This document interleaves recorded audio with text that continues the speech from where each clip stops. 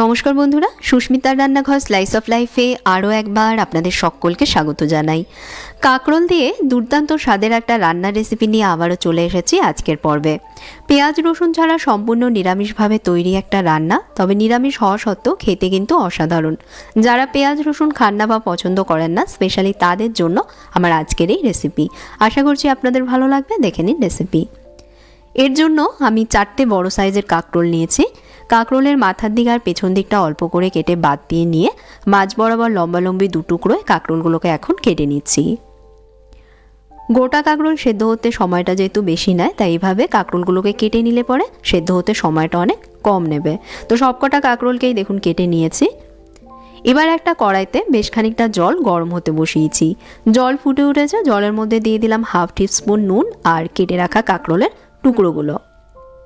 কড়াইতে ঢাকনা চাপা দিয়ে বেশি আঁচে এগুলোকে সেদ্ধ করে নিচ্ছি। এভাবে প্রায় 5 মিনিট হাই আঁচে ঢাকা দিয়ে রেখেছিলাম।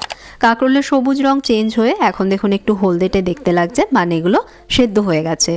গরম জল থেকে কাকরোলগুলোকে তুলে নিয়ে হালকা একটু ঠান্ডা হতে দিতে হবে।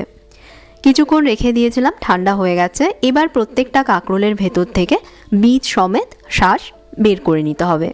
আমি এরকম একটা সরু চামচ নিয়েছি, সরু চামচের সাহায্যে কাজটা করছি। একটু লক্ষ্য করে দেখুন বন্ধুরা, আমি ঠিক কীভাবে কাজটা করছি। চামচের সাহায্যে কাকরোলের ভেতরের চারদিকটা প্রথমে কেটে নিয়ে একটু টান দিয়ে শাঁসটা বের করে নিচ্ছি। যেহেতু এগুলোকে সেদ্ধ করে নিয়েছি, সেই জন্য খুব সহজেই কিন্তু ভেতরের শাঁস ছাড়িয়ে নেওয়া যাচ্ছে। এইভাবে করে চামচ দিয়ে কাকরোলের ভেতরটা প্রথমে চারদিকটা কেটে নিয়ে টান দিয়ে ভেতরের শাঁস বের করে নিচ্ছি। তো একইভাবে সবকটা টুকরোর ভেতর থেকে শাঁস ছাড়িয়ে নিতে হবে। প্রত্যেকটা টুকরোর ভেতরের শাঁস দেখুন ছাড়িয়ে নিয়েছি। কাকরোলের ভেতর থেকে শাঁসগুলো বের করে নেবার পর আমি একটা বাটির মধ্যে রেখে নিয়েছি। এখন হাত দিয়ে এগুলোকে একটু চটকে নরম করে নেব। আমি যে কাকরোলগুলো এখানে নিয়েছি সবকটাই কচি কাকরোল, তাই ভেতরের বীজগুলোও কচি রয়েছে।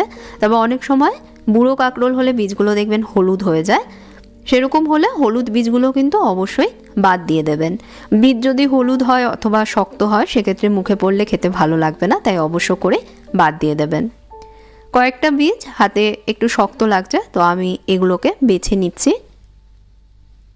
শক্ত বীজগুলো আমি বেছে দেখুন আলাদা করে নিয়েছি, এগুলোকে আমি বাদ দিয়ে দেবো। আর বাকি যতটুকু বীজ সমেত শাঁস রয়েছে রান্নায় ব্যবহার করব। কালো সাদা 2 ধরনের সর্ষে মিশিয়ে এখানে টোটাল 2 টেবিল স্পুন সর্ষে নিয়েছি, একটা গ্রাইন্ডার জারের মধ্যে ঢেলে নিলাম। সাথে অ্যাড করছি 1 টেবিল স্পুন পোস্ত দানা। প্রথমে শুকনো অবস্থায় এগুলোকে গ্রাইন্ড করে নিচ্ছি। গ্রাইন্ড করে নিয়েছি। এবার এর মধ্যে দেব কাঁচা লঙ্কা আর নারকেল। 2টো কাঁচা লঙ্কা আমি এর মধ্যে দিচ্ছি, আপনারা যেরকম ঝাল খান সেই অনুযায়ী লঙ্কাটা দেবেন। আর 10-12টা দিয়ে দিয়েছি নারকেলের টুকরো। সাথে অ্যাড করলাম 1/2 টিস্পুন নুন আর অল্প করে জল। সবগুলোকে আবারও মিহি করে বেটে নিচ্ছি। একদম মিহি করে এগুলোকে বেটে নিতে হবে। আমি দেখুন একদম মিহি করে সর্ষে পোস্ত বেটে নিয়েছি। বেটে নেওয়া সর্ষে পোস্তর মিশ্রণটা যে বাটিতে আমি কাকরোলের শাঁসগুলো ছাড়িয়ে রেখেছি তার মধ্যে দিয়ে দিচ্ছি। আরও কিছু উপকরণ এর সাথে অ্যাড করছি। দিচ্ছি 1/2 টিস্পুন নুন। সর্ষে বাটবার সময়ও যেহেতু নুন দিয়ে বেটেছি, সেই মতন এখন নুনটা দিতে হবে। 1/2 টিস্পুন দিয়ে দিলাম চিনি, 1/2 টিস্পুন দিচ্ছি হলুদ গুঁড়ো আর 1/2 টিস্পুন লঙ্কা গুঁড়ো। এবার ভালোভাবে সব মিশিয়ে নিয়ে একসাথে মেখে ভেতরের পুরটা রেডি করে নিচ্ছি। ভালোভাবে চটকে চটকে কিন্তু মেখে নিয়ে পুরটা রেডি করে নিতে হবে। পুর রেডি করে নেবার পর একটা করে কাকরোলের টুকরো নিয়ে এর ভেতরে পুর ভরে দেবো। একদম উঁচু করে চেপে চেপে পুর ভরবেন না বন্ধুরা, যতটা পুর ভরা যাবে ততটাই ভরবেন। কারণ বেশি চেপে চেপে পুর ভরলে ভাজবার সময় ভেতরের পুর বাইরে বেরিয়ে আসতে পারে, তখন কিন্তু এগুলোকে ভাজতে অসুবিধা হবে। আশা করছি ভিডিওতে দেখে বুঝতে পারছেন কতটা করে পুর একটা কাকরোলের টুকরোর মধ্যে আমি ভরে দিচ্ছি। তো এইভাবে করে সবকটা টুকরোর ভেতরে পুর ভরে নেব।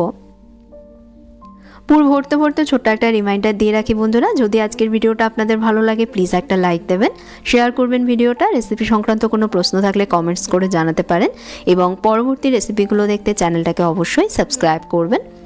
নতুন রেসিপি চ্যানেলে আসলেই যাতে জানতে পারেন সেজন্য সঙ্গে থাকা বেল আইকনটাতে প্রেস করে দেবেন। আর যারা ফেসবুক পেজে ভিডিওটা দেখছেন পেজটাকে ফলো করে নেবেন। কাকরোলের ভেতরে পুর ভরে নিয়েছি, যতটা পুর বানিয়েছিলাম পুরোটাই কিন্তু আমার লেগে গেছে। এবার একটা বাটিতে নিচ্ছি 2 টেবিল স্পুন ময়দা, এর মধ্যে অ্যাড করছি 1/4 টিস্পুন হলুদ গুঁড়ো আর সামান্য একটু নুন। এর মধ্যে অল্প অল্প জল অ্যাড করে মিশিয়ে নিয়ে একটা ঘন ব্যাটার তৈরি করে নিচ্ছি। ময়দার পরিবর্তে আটা অথবা চালের গুঁড়োও কিন্তু ব্যবহার করা যাবে। এর মধ্যে অল্প অল্প জল অ্যাড করে মেশাবেন, কারণ বেশি জল দিয়ে দিলে ব্যাটার পাতলা হয়ে যাবে। আমাদের কিন্তু একটু ঘন ব্যাটার তৈরি করতে হবে, কারণ পুরের মুখ সিল করবার জন্য আমরা এই ব্যাটারটা ব্যবহার করব। ব্যাটার বেশি পাতলা হয়ে গেলে সিল করতে তখন অসুবিধা হবে। এমনভাবে মেশাবেন যাতে ময়দার কোনো লাম্পস ব্যাটারে না থেকে যায়। একদম স্মুথ একটা ব্যাটার আমাদের তৈরি করতে হবে। তো আমি দেখুন একদম ঘন এবং স্মুথ একটা ব্যাটার তৈরি করে নিয়েছি।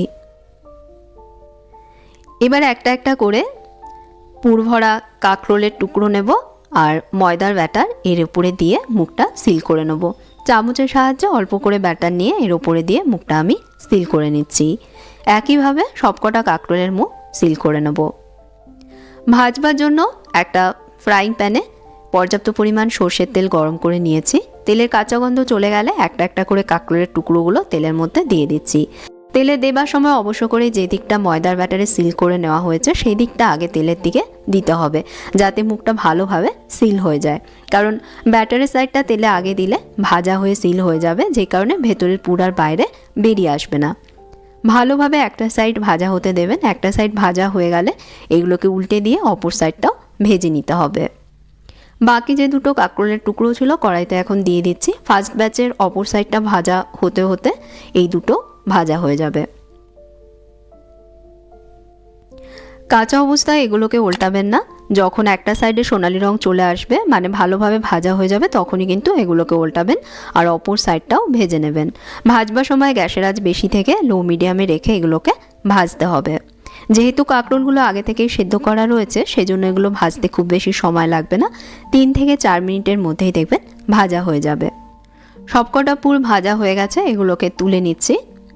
তৈরি হয়ে গেল দুর্দান্ত স্বাদের পুর ভরা পেঁয়াজ রসুন ছাড়া নিরামিষ কাঁকরোলের বড়া। গরম ভাতের সাথে অসাধারণ খেতে লাগে।